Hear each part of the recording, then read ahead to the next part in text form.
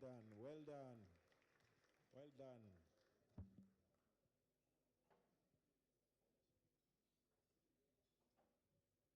Well done. I can also make a somersault up, Angoja. I think we have a bit of, we have some surgeons in the house, so.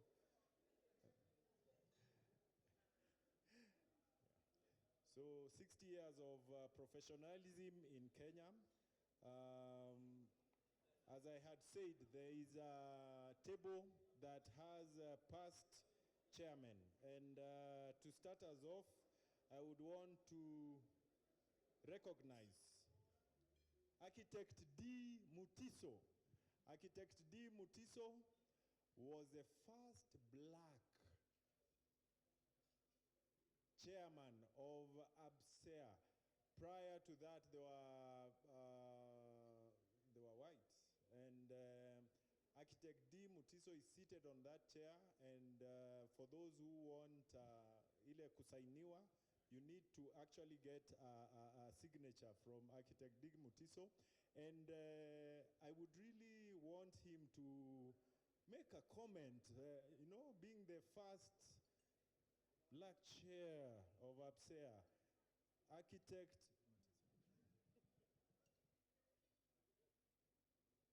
I don't want to be described as architect.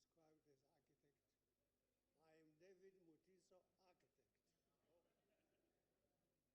Not architect so-and-so.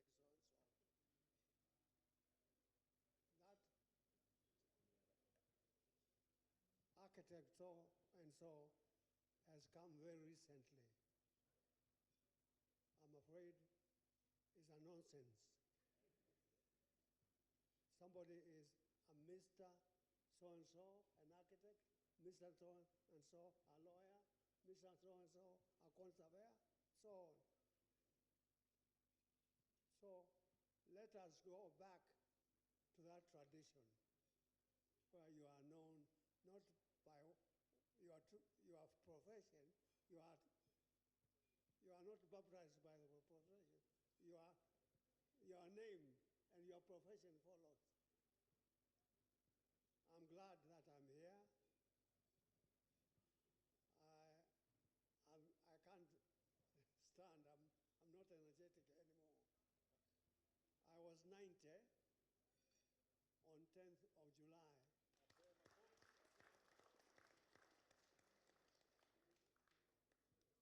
But I still play golf. Luckily, my son bought me a golf cart, and I go on a golf cart between hole, and I hit a ball. I still do that. And swing. Yes. So, congratulations for being 60. I hope you are going to be 120 soon. Thank you. We would want to be there when we are 160. D. Mutiso, architect, will still be there at that time. Irene, do you want to make a comment as the first black lady? Having retired prior to David Okach, we have my friend, I call her Irene, umesikia hakuna majina ingine inaongezwa. We want to make her, because we recognize the ladies. The ladies are getting more and more recognition that they should have gotten earlier on. And being a gynecologist, I second that motion. And I would want you must be the only lady chairman. Oh, yes, yeah. There has never been another one. I don't know whether there'll be another one. Irene. Thank you, Doctor. There will be many more. We have set the pace, and many more will follow. And that's why there are so many in this room. Let me take this opportunity to thank Apsea leadership for inviting us. And yes, may you be 120, as Mr. Mutiso has said. Yes, thank you very much. And I'm proud to have been the first. I want to say there should be others, and I can see them, I can sense there will be many more shares. Women, thank you. Thank you very much. We'll come to the comments of the other chairs later. You continue picking your food. Those on the left can take on the left. Those on the right, there is a serving table right there.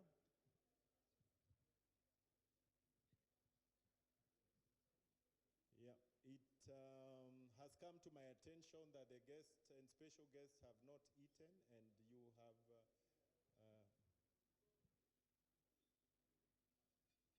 they have been asked to actually proceed by Andrew. Andrew there is doing a good job. Yeah. As we continue with the program, as people are serving food, I would continue giving you a small history of the associations. The associations that form Apsea include AAK, ACEK, GSK. I'll soon be asking what those words mean.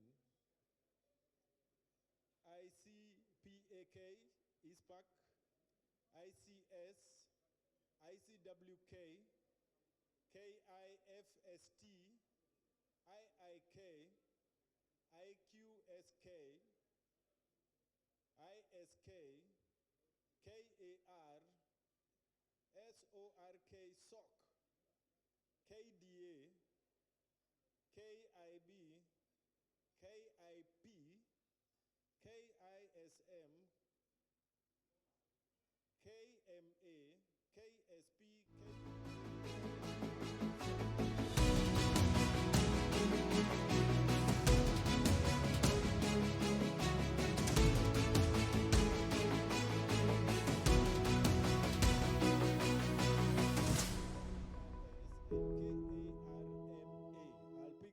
This organization was started in 1961. Over years, the association has grown. It has 32 corporate members with over 500,000 individual professional members. The membership of the association is diverse in terms of professions, ranging from law, medicine, architecture, human resource, geology, veterinary medicine, accounting, quantity survey, insurance, banking, and the whole lot. My involvement with Apsea was before it was formed, because I was among architects who formed it. With Graham McCulloch, another architect, etc. And we started talking to lawyers.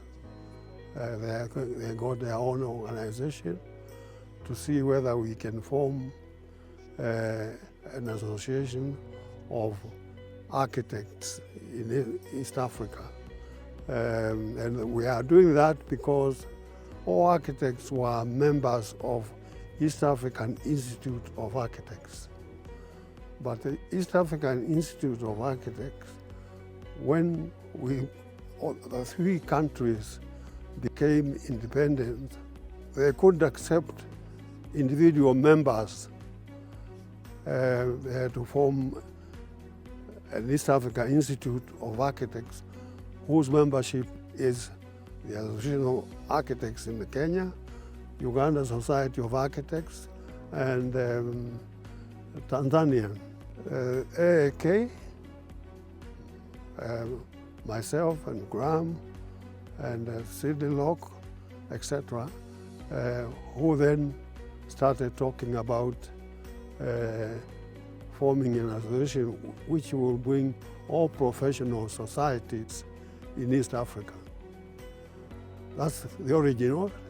So I was a founder of it, but subsequently I became its chairman.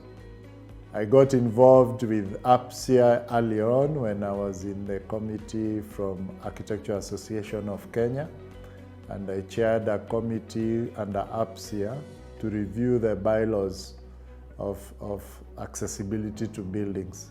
Because the following year, there was in '92, there was a big international conference here to discuss the same topic. And so we as Apsea and as the association professionals, we were participating in that. And we looked at the bylaws it was collaborative with the ministry to look at accessibility to buildings. By '92, the interesting part was that the country had gone through a lot of political change.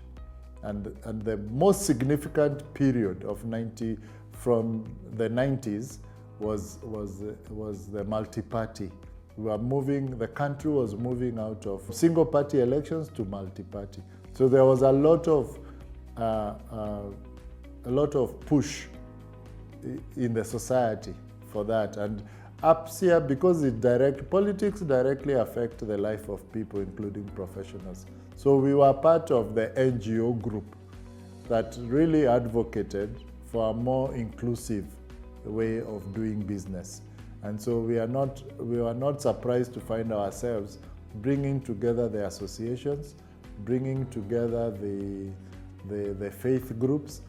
And I remember the time, during my time as chairman, there was the famous Ufungamano initiative, which was really now professionals and the faith groups coming together to discuss and argue the case for a more inclusive leadership. And Apsea was very instrumental into that Ufungamano initiative. When Apsea was started way back in 1961, the professions were few. It was mainly engineering, architecture, but over time, services has increased. The advent of technology, the issue of e-commerce, the artificial intelligence, nanotechnology, so much so that the membership has also expanded in terms of modern science. I'll give 4 scenarios of modes of service supply. One is cross-border transfer of services, which means a service provider here can provide service to somebody who is not in the country or across the border. For example, accounting or research. Institutions outside the country can ask Kenyans to do research for them on certain things. Another aspect of service exchange is called consumption abroad. This is where individuals live from this place, this Kenya, to go and offer services outside. Or individuals from outside come to get services from here. I'll give an example of medical services. Of late, most Kenyans go to India for medical services, but there are also those who come into Kenya for medical services. Another aspect of service, we call it establishment abroad, whereby architects here, engineers here, leave the Kenya and go to the neighboring regions or abroad to have services, establish companies which supply those services. The last aspect of services which has changed is called a movement of natural persons. In this case, Kenyans live here, go abroad to offer services, professional services, engineering, medicine, architecture, and they come back home after offering those services. Going forward, services which were offered as professionals and others have made the incomes of this country increase. So much so that if you even measure the GDP of the country, there's a lot of money coming from abroad, and that's mainly services. I get into office as the chair of Apsea. I'm sure you all know the history and the rich resource that Apsea is, but here you are at the apex of the professionals within the Republic of Kenya. And you know, the name Apsea is actually beyond our boundaries because it actually covers even East Africa. And having lawyers, because LSK is a member, having the Kenya Medical Association, Kenya Dental Association, just to mention a few of the professional associations that are linked to Apsea, I would say was dignified. Great agendas that I had when we were going into office. One of the things I took during my mandate, I was saying that just like in a success of a man, and these days I say it's two a woman, they say behind every man, successful man, there's a woman, or behind every successful woman, there's a man. Now when it came to corruption, my slogan was very simple: behind every corrupt deed, you need a professional to cover it up. And I was actually spearheading the fight so that we would have a scenario where our professionals are held accountable so that the issue of loss of public funds and illegal acts with regards to corruption do not happen. It was also during my tenure that we really focused on a strong relationship between the Apsea and the EACC. Apsea has really been very close with those institutions. One of the biggest meetings that we did during my tenure is bringing all professionals together, all arms of government together, even the presidency, the executive. We brought the presidency on board, and we had one of the biggest meetings at Bomas of Kenya, where the president came, where the civil society came, where all the donors came, where government was there, judiciary was there, all professionals were there represented. And we had 2 days of looking at this country and wondering, how can we tackle this issue of corruption? After that, I brought professionals together, and we had the National Professional Convention of 2018.